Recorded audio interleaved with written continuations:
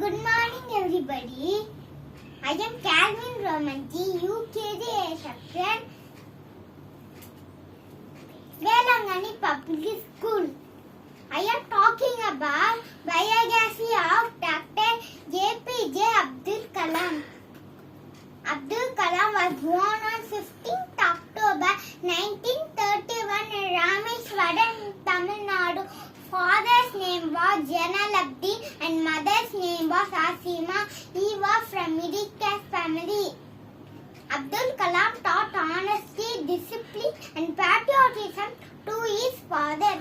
Completed his early education from nearby school.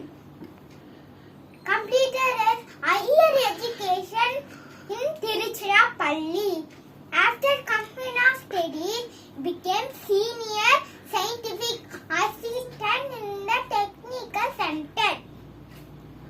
He wrote many popular books based on the science and power of youth.